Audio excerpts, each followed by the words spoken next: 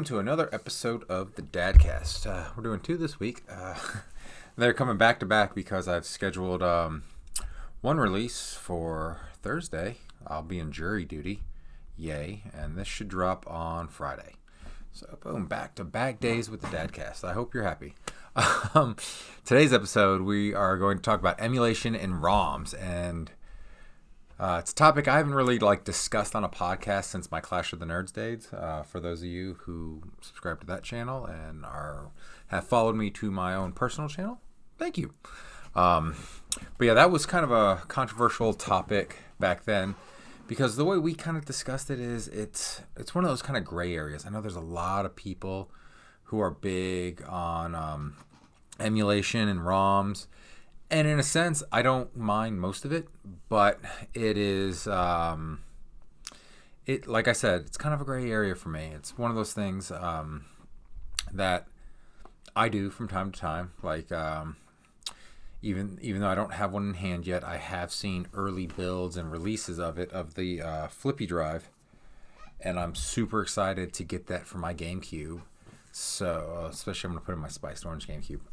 Super excited to have that in there, to play a bunch of games that just aren't readily available to play, and I can't buy them from anywhere, and unless this new playtest by the Nintendo Switch is GameCube games. Some of them are hard to come by. It's not even like they're rare. You just have to find them for sale sometimes, and you can look online, but you won't always find them, and things like that. So it's just kind of one of those things. That's where, to me, the gray area comes in, is because I'm a person, I like to own, first off, I like to own the physical version of a game, especially if I have the system to play it on.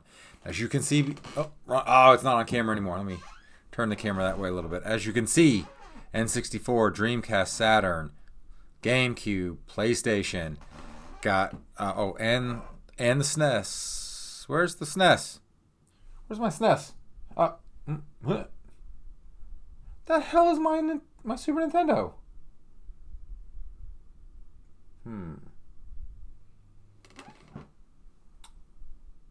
Where's my super... Oh, it's right there. I'm a dumbass. God. I had it right there, and I forgot when I did my whole Nintendo display right there. I moved it there. And I've got a Famicom over there. Famicom, NES, another SNES, Wii U, Wii, another Dreamcast, another N64, a couple GameCubes, 5... Xbox Series X below. Here's my Switch. So, I mean, I like to play on the hardware. Because, especially with Nintendo games, like Miyamoto is one of those big guys. He designs the game around the console, the controller, and everything like that. So, when I can get a game on original hardware, I like to get on the original hardware, play with the original controllers, play it the way the game makers intended it to be played. And that's one of those core values with Nintendo. So whenever I can play a Nintendo game on a Nintendo system, I opt to do it that way.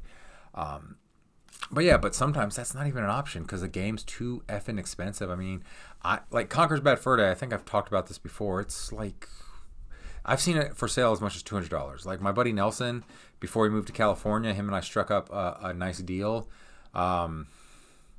Where he sold it to me inexpensive, and I think there was a trade ski involved and stuff like that. Same with that's we call it the Family Gold cartridge of Zelda. It's been owned by several of our core group of friends from high school, from back in the day. That's one of our original ones. Same with my copy of WrestleMania 2000, which is right there. That one I traded it to my best friend Patrick way back in there. I forgot that I had traded it to him, and then last year.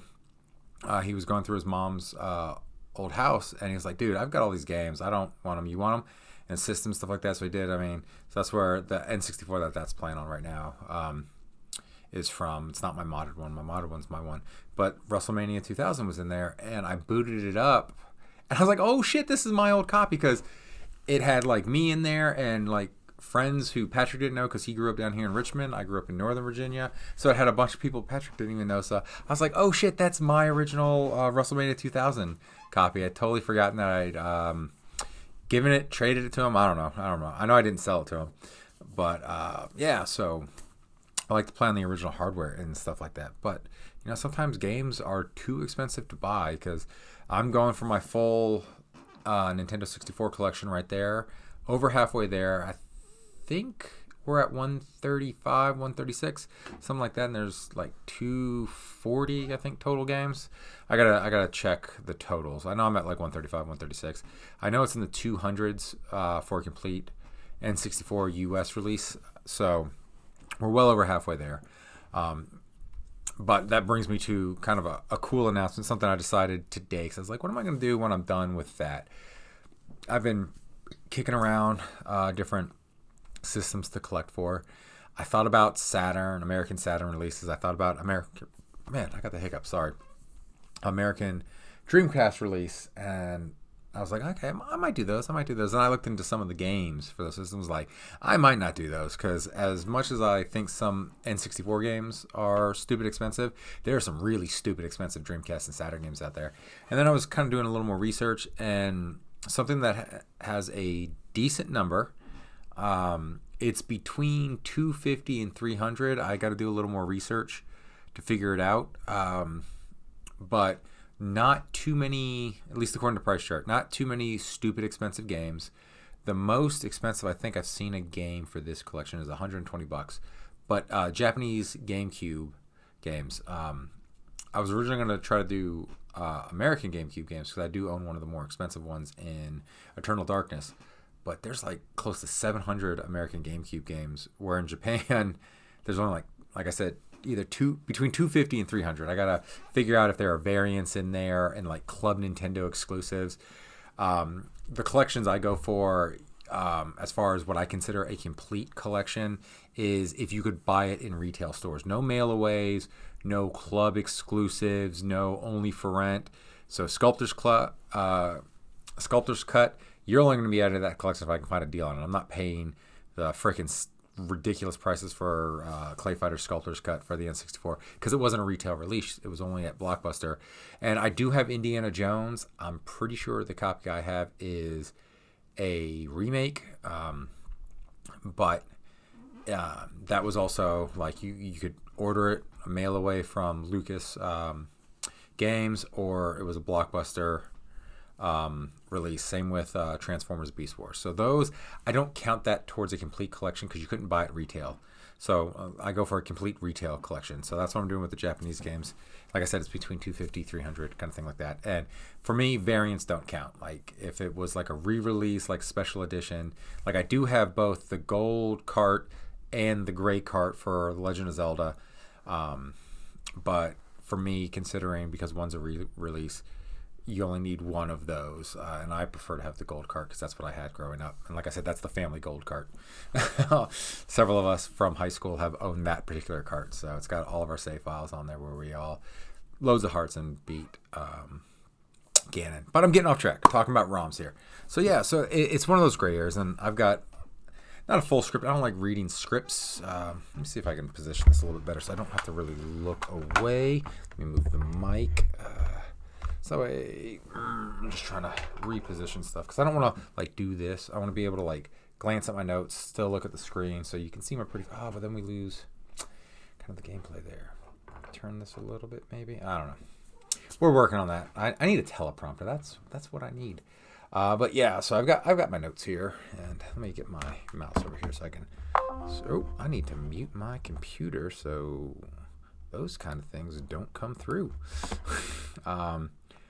But yeah, so I've got a little bit of script to read from, because I was taking a bunch of notes on this, because I wanted to be kind of thorough on this, and not leave anything out. So I've been working on this for a few days, because I wanted a good, I don't want to say arguing, because I'm not arguing anything. I'm just kind of getting my point across, and I think a lot of people agree with me there. But yeah, I've got a bit of a love-hate relationship with it as a retro collector, because as I already said, I enjoy owning the original hardware, playing the games the way they were meant to be played.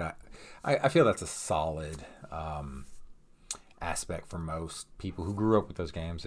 If you're younger than me and you didn't grow up with the Super Nintendo, N64, things like that, you don't have a real connection to the controllers, the systems, or anything like that. So I can see where, instead of trying to hunt this stuff down, and jumping through hoops to get to play on modern TVs, because that TV right there. That's from my bedroom in high school. So I've had this TV for 20 plus years now. So, and I'm really shocked it's still in really good condition. And the VHS slot still works too. I tested it out on some old wrestling tapes I recorded. But yeah, so games and such like that. Sorry, I just remembered my son is picking up my groceries for me, so I had to grab my phone to make sure it's I can see it when he texts me that he's there, so I can tell Kroger, say, hey, we're here for pickup. But yeah, so like I was saying, games are pricey. Conker's Bad Fur Day, what I mentioned. Price chart's got it at $110. I've seen it for as much as like $185, kind of thing like that. And if you go out there and pay that, Nintendo's not getting that money. Rare's not getting that money. A collector's getting that money. And I'm not shitting on collectors and resellers. I mean, you've got a value game. You'd be stupid not to sell it for the going rate. I mean, if people are willing to pay it, find someone who's going to pay that money. I mean, get yours, even if you only paid retail for it, kind of thing like that. But sometimes re-releases can drop those values. Like I already saw with Marvel vs. Capcom 2. That game I saw for growing as much as close to $200 on the PlayStation 2, the Xbox, the Dreamcast, the American versions, mind you, not the Japanese version. Those were a little bit less. And already, see, just texted me. He's there at Kroger, so I'm sorry. Give me 1 second. I'll be right back. And we're back. I might edit that out. I don't know. We'll see how much time I get to edit tonight. But yeah, going back to Marvel vs. Capcom 2. With the re-release of the Marvel vs. Capcom Fighting Collection, I've already seen the on price chart. I haven't really checked looking to buy it on like Mercari or eBay recently, though I should. I've seen it drop from as much as $200 down to the going rate. Did I mark it down? I want to say it was like, damn it, why didn't I put that in my script? But it's definitely below $100 now. I think like 70 is what I saw the price going for right now in price charts. So you can see how re-releases for games that people want to buy just totally drop the secondary market down. So, I mean, now Capcom, Marvel, Nintendo, because I bought mine on the Nintendo eShop, got my money instead of the resellers, which, again, I'm not shitting on resellers. I mean, you have a valuable item, sell it for the going rate. Might as well. I do feel bad for people who bought high and now are trying to sell it and can't get that money for it. Though I will say, if I can find it for the right price, I do want it on the Dreamcast. I had it for my original Dreamcast. Love that game. And I like playing on the Switch, but because it's the arcade version, it feels off. I want the Dreamcast version with not all the characters earned, so I can go through and earn them the way you did on the console. I do want to do that, so I will be getting the Dreamcast version eventually. Plus, you can't see it, I've got a cool little Street Fighter Marvel vs. Capcom set up over there. I've got my Japanese copy over there. It looks really cool. And I do want the Dreamcast version, the US Dreamcast version, set up right there, but also at the same time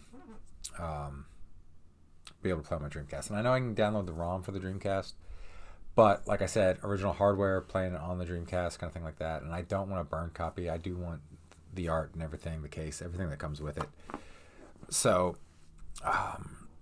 but what we kind of learned from that, same with NCAA football coming back. The last version of that, and I mentioned this on my IRL game shopping with a toddler. The not last month, but over the summer, NCAA football 2014 for the 360 was like $115 at the Second and Charles. It finally gets released. A newer version finally gets released, and it's only $60 now. And that price will probably continue to come down because people aren't going to want it as much because they can play the modern one with modern players. And you don't have to import the damn names like we had to back in the day. God, I spent the first couple hours of owning the NCAA football games by meticulously putting in the players' names. Thank you to my buddy Mike, who was the original owner of that Zelda, who got the list for us and distributed them amongst us. I think he printed them out on Excel or some shit. He probably did in class. But yeah, so it just shows you that consumers don't.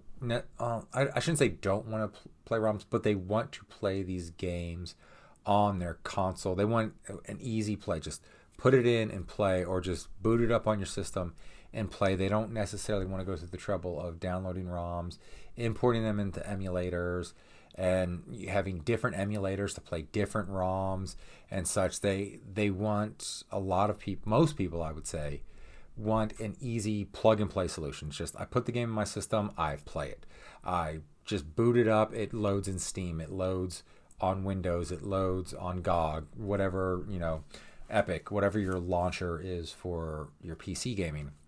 People just kind of want that ease of access. Plus, it's one of those things, like when I was getting backup files for my GameCube, for the flippy drive, I contacted my buddy James, because he's really in tune with this kind of thing. I was like, hey, what site do you use?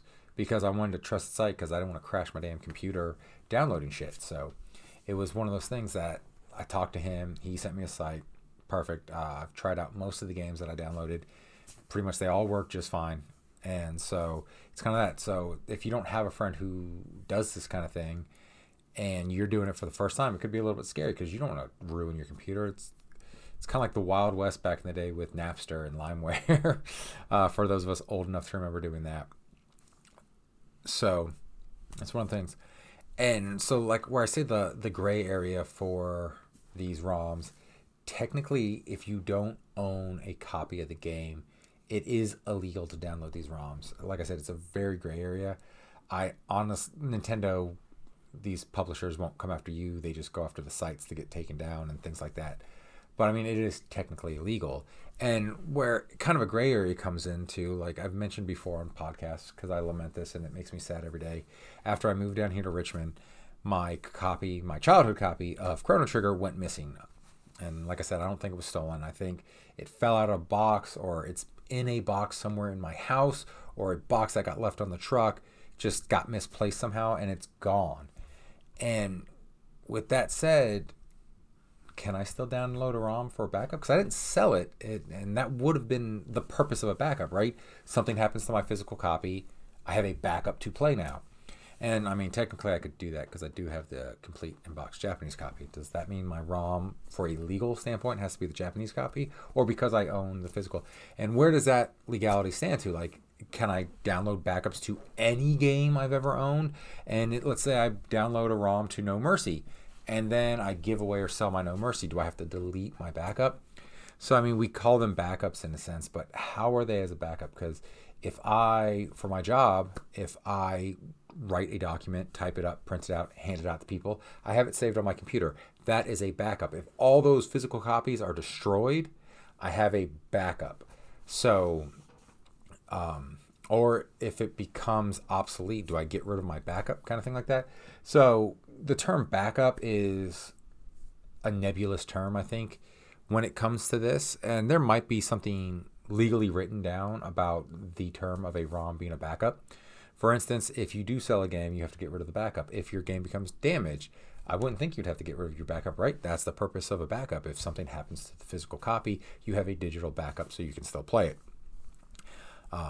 And personally, I've always thought with ROMs, if you're just downloading them for your own personal use and you're not burning them to disk or creating knockoff cartridges and things like that, and especially selling them for exorbitant prices, I don't think there should be anything legally wrong with that kind of thing. Because you just want to play these games. And for me personally, like I said, I prefer to play them on the original hardware if I can. If not, I do like what the Switch does with the Switch Online, where I can play these classic games. Or like, I got the Nintendo Classic consoles, the Genesis Classic console, where especially because I can play with the original controllers, and to a point with the Switch 2, I can play with the original controllers. I do like to just be able to boot it up and play, especially with the Switch Online, because I don't have to modify or do anything to play it on my modern TV in HD for these older games. So I do love that fact, and I prefer to do that instead of downloading ROMs. Like with the big rumor for Nintendo's playtest being GameCube games, I was joking because I was like close to halfway with my N64 collection when the expansion came out. And it was kind of, or I shouldn't say halfway, because the expansion's been going for 3 years now. If everyone got that email, I was shocked. I was like, really, 3 years already? So I was just starting my N64 collection. It didn't deter me. I was like, well, they won't ever have it complete because license and stuff like that. We're not going to see No Mercy or like WCW Backstage Assault. Not that everyone wants to see it, or any of those sports games on the Switch. So there will be games that you can't get on that. But yeah, for a lot of those games, like if I decide I want to play Mario, I'm going to play it probably on my Switch because it's just easier to play that way. Though I did, if you watched me playing Super Mario 64 on the Switch using my 3D All-Stars collection, it's more difficult playing on the Switch than it is using an N64 controller because again, Nintendo designs their games for the controller. So, but yeah, that's just kind of the way I'm going to play retro games if they're available on my Switch, or if I can get them on the PlayStation or the Xbox, depending on the publisher and things like that. That's kind of how I prefer to play instead of downloading ROMs and again opening up ROMs on the various systems or GDEMU drives for the GameCube and Dreamcast. Make it a little bit easier. I'm sure there's one for the PlayStation, but there's not. I want to be honest with y'all. I don't care that much about the PlayStation. I have one for certain games, but like the Metal Gear Solid collection, I can play Metal Gear Solid on my PlayStation. So a lot of those games, I'm just like, the only thing I'm gonna probably be playing on that PlayStation is if I find a copy for a decent price of WWE WrestleMania the Arcade. I've got it for the Super Nintendo, but I want it for the PlayStation because you've got the expanded roster and it runs better, obviously. But that's about it. Because I got Final Fantasy IX downloaded to a couple consoles now, so I can play that anywhere. And then until I can get a console release of it, Chrono Trigger, I can play the Chrono Trigger release on there if I want to stream it, because I've got my 3DS, and that's the definitive edition, is that DS version, because there's added things they added after the fact on that one. So yeah. Where was I going with that? I don't remember. Oh, yeah, PlayStation. Like, I don't really care about a lot of retro PlayStation games, but you do get a lot of retro 16-bit games and a couple retro N64 games, Banjo, like that from Rare on your Xbox. So if I can get it legally, I prefer to play it that way. And I think most gamers prefer that and everything. So that's where I kind of go with that one. Now, on the flip side of that, the piracy, brand new games coming out and you download ROMs, they're not a backup file. You don't want to pay money for games. That is illegal. There's no gray area about that. And that I can't get down with. And those sites, a lot of them get shut down because of that when like Nintendo, Sony, the publishers find out about that. And I know there's this new meme going around, which I don't fully disagree with. That when digital games, you're buying a license to the game, you're not actually buying the game, you don't physically own it. And technically speaking, with a lot of modern physical games, you technically are buying a license to that, and you don't actually own the game, though you do own the game, because you could just play it. If they decided to scrap it altogether, you could still play the game on a system that isn't connected to the internet, and the publisher can't do anything about your license. So I do get the meme where if you don't own the game, you own a license, then piracy isn't stealing. I mean, there is a little truth to that, because it does suck that you throw down your $60-$70 for a game, and 2 weeks later, Concord, although that was 40, 2 weeks later, like Concord, they're like, yeah, this game is done. We're getting rid of it. But at least Sony refunded people. I think it was Ubisoft with The Crew or The Crew 2. Totally, that game's done. It was all online. It's done. And that game's been out for a bit, so I don't know how many active players were still there. But that's one of those things, like, you bought that game, you should be able to play that game whenever you want. And, I mean, whatever that BioWare game was, that live service game that EA made them play, I don't know if people got refunds for that when EA killed the servers on that. Same with that other hero shooter that came out the same time as Overwatch. I remember getting into the open beta for that. I was like, this game is terrible. And then I got in the open beta for Overwatch, like, God, this game is so much better. And that game shut down and became free to play. Or Sega did that one PvE game with the monster. where it's like the monster footprint was the Evolve, I think it was called, or Evolution Evolve. I want to say it was Evolve. My buddies and I loved the shit out of that game for like the couple months it was available, and then Sega killed it, and we didn't get refunds. So that is, and I mean, we own the physical version of that game because digital, because that was a 360 game, I believe, because digital wasn't as big as it is now, but because it was only online, you know, it was dead and things like that. So when game companies do that, you feel gypped, you feel ripped off. So I don't totally disagree with people where if ownership isn't real ownership, then piracy isn't stealing. So I kind of get that. So I can't completely fault them. But at the same time, if you can buy a physical game, and here we go, I got one right here. You can buy a physical game, WWE 2K24. I mean, I guess if I read this entire ULA, it would probably say that I don't actually own the game. I own the license to play the game. But I can still play this game. I can put it on my Xbox and play it.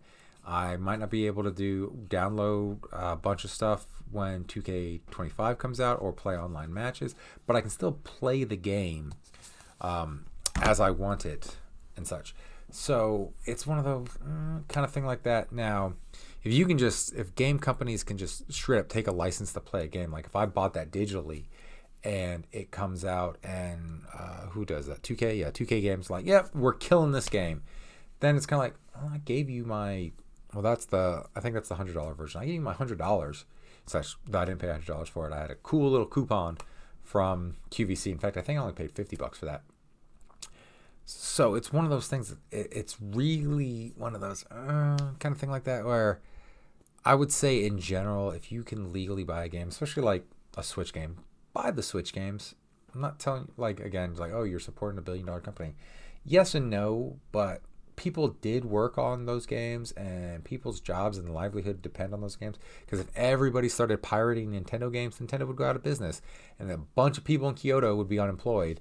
I mean, same with all the other game studios making modern games. If everyone just started pirating them and no one made them anymore, then people lose jobs. And then also, we don't have games to play.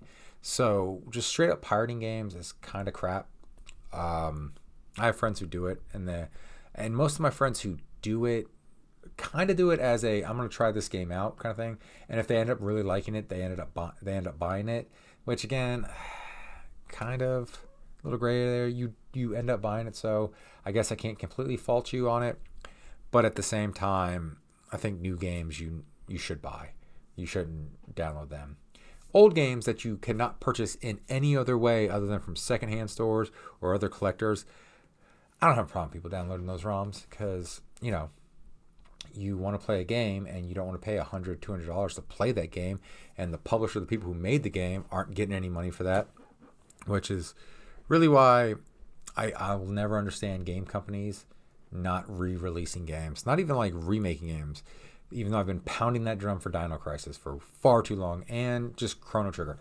Just re-release those games. I mean, I will deal with tank controls if I can just boot it up on my Xbox or PlayStation and just play it on a modern TV instead of having to go find a copy and play it on my PlayStation or a more expensive copy, because I believe the first Dino Crisis got released on the Dreamcast, because I think that's how I played it originally.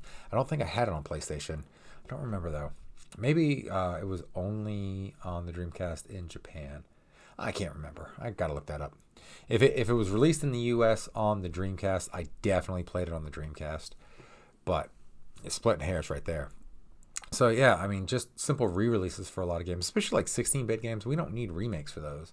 I mean, I want to, like I've been saying this when it comes to Chrono Trigger, I don't want like a full 3D remake. I don't want the Final Fantasy VII treatment for it.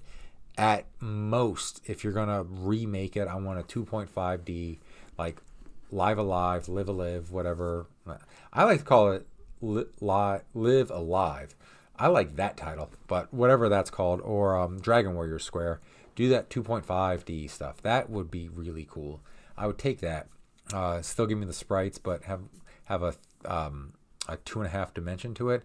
That'd be really cool. I don't need a full-on 3D remake, because there's something about that Akira Toriyama art in 16-bit sprites. It works great for Dragon Warrior, works great for Chrono Trigger. That's how I wanted to see. But with Chrono Trigger, I would literally just take a port of the DS on the Switch. I'd play it on the Switch because I like playing JRPGs on my Switch because I can do handheld mode, stuff like that.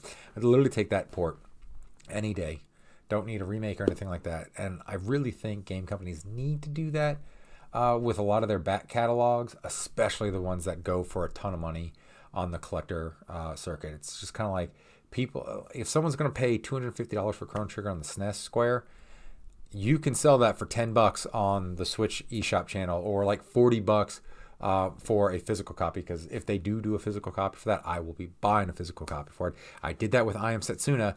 Wasn't available physically in the US, but I happened to be traveling to Japan right after its release date. So instead of downloading it and playing it on the flight over, I waited to get to Japan, bought the physical copy for my collection, and don't regret doing that.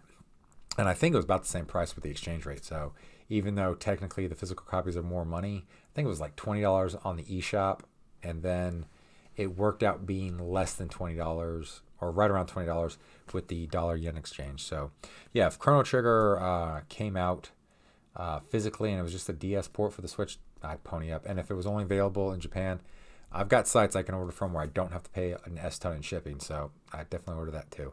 So it's one of those things, it's like if these companies have a problem with emulators and ROMs, just re-release the damn games and do it inexpensively, kind of like how Nintendo did with the Virtual Console and the Wii and Wii U, and kind of how they're doing it with Switch Online, where $20 a month, or not $20 a month, that would be too expensive. $20 a year, you get Nintendo, Super Nintendo, Game Boy games. That was really more than enough for me until I started this channel, and I was going to play more N64 games on my Twitch channel. And I was like, okay, I'll upgrade, and I'll get the Super Nintendo, Game Boy. I especially love having the Game Boy Advance because there's a bunch of games I missed. I had a Game Boy Advance, but I was like our junior, senior, and in high school going into college. I wasn't really doing handheld games that much, so I missed a lot of really good games on the Game Boy Advance that are on Switch Online. So love that. So it's one of those things, like if you make those games available, especially if you don't charge way too much for them, like I would say for like retro 16-bit, 18-bit games that you release $10 digitally, and then maybe charge a little bit more for a physical copy if you want to go physical copy. But yeah, make them available to people. People will buy them. Like the Virtual Console, there were ROMs for plenty of those games when the Virtual Console was at its heyday. Still, a lot of us bought those Wii points to buy those games. So it's all about availability. If a game's available to buy, I think most people are going to buy them. I know I will, because then I can just play it on my Switch whenever I want without having to modify it, because I know you can modify it and stuff like that. I don't want to do that kind of modification to my systems. I would rather just play them as is, kind of thing like that, and play games that are available for them. So yeah. And then one last thing I want to touch on was, I think that was supposed to be in the middle of this. I don't remember where it fell in the script. I got a nice little tangent. But I know people get on Nintendo for shutting down emulation sites a lot, and I'm not trying to defend a multi-million, maybe billion-dollar company. I don't know what Nintendo's net worth is. I'm a stockholder. I should really know that. But there's kind of a reason why they go and shut down a lot of these popular emulation and ROM sites. And it's because that's kind of how their company got made, by skirting copyright law. So some of you may or may not know, Nintendo back in the 80s was kind of a very fledgling video game company. They're mostly known for toys, playing cards, things like that. And they really hit it big with Donkey Kong, especially in the United States. Donkey Kong is what made Nintendo, because they finally really cracked through in America, things like that. And well, Donkey Kong's a big giant ape who climbs things, last name Kong. Universal, who 9 years prior, 1976, I think Donkey Kong came out in 83, so about 7 years earlier, made King Kong, a remake of the original RKO Pictures King Kong. Well, and they sued Nintendo for copyright infringement. They wanted a piece because they had been hitting up like Coleco, Atari, anybody who re-released Donkey Kong on their system, they were extorting money from with the threats of lawsuits.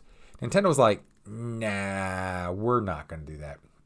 And basically what had happened was their lawyer, John Kirby, who may or may not be the namesake of the character Kirby. That's kind of like the common thing, but I have heard that no, that's just kind of a coincidence. But maybe. I mean, Kirby, even though he's a Nintendo mascot, was made by HAL Laboratory. HAL Laboratory was not owned by Nintendo when Kirby came out. They just kind of made games for Nintendo. It wasn't until later where Nintendo kind of acquired them as a second party, maybe their first party now. I'm not quite sure how Lab stands when it comes to parties. But anyways, he discovered back in 1976 when the remake came out, RKO Pictures sued Universal. Universal argued that King Kong, The Nature of the Big Ape, was public domain. Partially, part of their argument was because RKO had never done anything to protect the copyright. There was all kinds of toys and games and just all kinds of shit that flooded the market with the King Kong branding that RKO never went after. And when you don't protect a copyright, your copyright can fall into public domain. Same with trademarks. So you need to show a level of protection for them. And that's kind of what Nintendo does with these emulation sites. When they become too popular and become too well known, Nintendo's got to throw out a cease and desist because they have to protect their copyright. I mean, that's why Disney does. Disney might do this way too egregiously, but that's why Disney will, if people's like fan art and stuff like that gets a little too popular, too big, Nintendo's got to be like, we got to throw that under the ban hammer on you, kind of thing like that, cease and desist, stuff like that, because you have to protect your copyright in a sense, and that's all Nintendo's doing. And sometimes there's a little overreach by Nintendo on that. With that, so I'm not going to say they're totally blameless in these situations, but that is just the kind of thing that happens with trademark law, and that's U.S. trademark law. I know every country kind of has their own set of laws. I don't know how it falls in Japan because a lot of these emulation sites and things like that are U.S. based. So that's kind of why Nintendo gets painted as the bad guy. It's kind of a necessary evil they have to do because they know they're not losing any money with us downloading emulators and ROMs for GameCube, N64, Nintendo, Super Nintendo, kind of thing like that. They know this because they know they're not really making any money off of that because probably most of us who own a Switch probably have some sort of Nintendo Online just for the mere fact to play online games. I have it for the retro games, but a lot of people have it to play online. So Nintendo knows this. I mean, they're not dumb, but because of the way U.S. copyright and trademark law is, they do have to do it if it gets too big because they have to show they're protecting their copyright so it does not fall into the public domain. So they have to be the bad guy every once in a while, which is kind of why it's like I will never make YouTube videos about, hey, go here to get ROMs, go here to get emulations. I'm not big enough anyways to catch Nintendo's eye, but those kind of things you kind of need to talk to people on the download, just like emails, send text and stuff like that. Because once those sites get too big and Nintendo's lawyers get a whiff of them, it's like, well, we've got to protect our copyright now and shut them down. So that's kind of a defense on Nintendo's part. If copyright law wasn't that way, and maybe I'm off if a lawyer's watching this, say, oh, Josh, you're a little bit wrong on this. But this is kind of how it's been explained to me in layman's terms. I tried to read up on the legal stuff, but I am not a lawyer. So I could be misinterpreting this a little bit, but that's kind of how it's been explained to me legally. So Nintendo's not totally to blame here.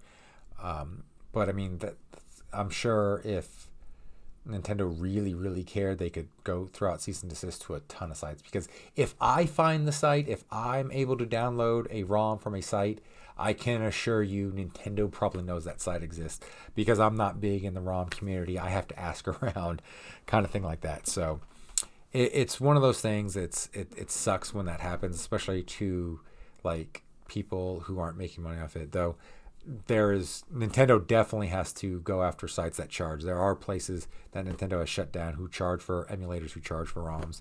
Yeah, those people gotta go. That's piracy. You shouldn't be doing that. If you've got access to a ROM for preservation, for backups, you should share that because odds are you didn't pay anything for that ROM. So, there's what that is. So, Nintendo's not blameless there at all, but they do have to protect their copyright. At least they're not as bad as Disney is with that stuff. But yeah, so those are kind of my thoughts on ROMs. Older retro games, if that's your only way of playing them, I've got no problem with you doing that because you can't legally purchase the vast majority of these old games because of licenses and things like that. Like EA made the Lord of the Rings games for the GameCube. Those aren't getting re-released because Warner Brothers has their own game company or game studio now, and they make Lord of the Rings games. So you can't get those unless you buy them on the secondary market if you can find them. And if they're, I have no idea what they cost, but if they're at a good price for you, like licensed games and things like that, they come and go. Like I had The Simpsons and X-Men, the arcade game, on my Xbox 360. I deleted them so I could download something else, and I was just going to get them back later. License went away, and even though I bought those games, they gone, kind of thing like that. So I may have to get ROMs of those because I do want to play those, and I don't want to pay $700 for a 4-player arcade machine from Arcade One Up. But yeah, so I mean, kind of like it's a gray area because a lot of us aren't doing it for backups. A lot of people are doing it just to play them. And again, if I will pay for a game if it's available to buy from the publisher instead of paying like $200 to a reseller or a collector, because I want to play the game. I'm not going to do anything with it, and that's where I think it's okay. Now, downloading ROMs to newly released games that you can legally purchase from the publisher, from the developer, that's wrong. Don't do that. Buy those games. Support the hard work of the devs. I know a lot of people don't like giving money to 2K Games. They're one of the worst companies. But there are people who work for those companies, who work on those games, who would like to have jobs. And the more we pirate new games, the more people get laid off and things like that. You think layoffs are bad now while game makers are turning a profit? Wait till like too many people pirate games and game companies aren't turning a profit. And a lot of people are going to get laid off. And also, shame on you video game companies who are making like $1 billion and you lay people off so you get more money. It's like, come on now. Cut the pay of CEOs. Do the Satoru Iwata. Oh wait, his book's not over there anymore. Where did I put his book? It's over there now. Cut the pay of the CEOs, man. Don't cut people making like $40,000 a year, $50,000 a year who are working on the games. That is bullshit. Sorry for my language there. But yeah. So the more we pirate, the more people get laid off because companies aren't making nearly enough money. And companies don't lay people off when you're turning a profit, because there's nothing worse than a company boasting about their record-setting profits and then like the next week or next month, oh yeah, we had to lay off 800 people. It's like, no, you didn't, kind of thing like that. So yeah, so those are just kind of my thoughts on emulation ROMs. Like I said, it's a gray area for retro games and things like that, because technically you're stealing, but me personally, morally, you're not. That's my moral compass on that one. But yeah, don't pirate new games. If you can buy a game legally, buy it, is what I say, and that's what I tend to do. So Squaresoft, I want to buy Chrono Trigger legally for my Switch, for my Xbox, for my PlayStation. I know I can get it on Steam, but I've read some bad reviews for the Steam copy, so I kind of don't want to do that, and so I'm gonna have to stream it on that. But I'd love to stream it from this. So you gave us Chrono Cross. Give us Chrono Trigger. You gave us Radical Dreamers in English for the first time, which I don't know why I've been longing for that game for like 20 plus years. It's a visual novel, and I don't like visual novels, so I'm going to say it's not that good. If you're a visual novel aficionado and you're like, oh, it's one of the best visual novels ever, please let me know. But yeah, Capcom, Dino Crisis, chop chop. I really would like a remake with that new RE engine. Really, really would. But I'll just take a re-release. I know PlayStation Plus is getting it with their, I think, the highest tier, but I don't have PlayStation Plus because I don't play PlayStation Online. I play Xbox Online because that's where my friends play.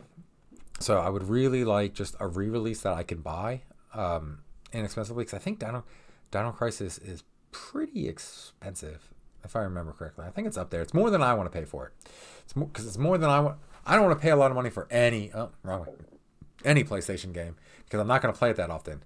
But I will beat it within like a week if I get it for my PS5 or my Xbox or on my Switch.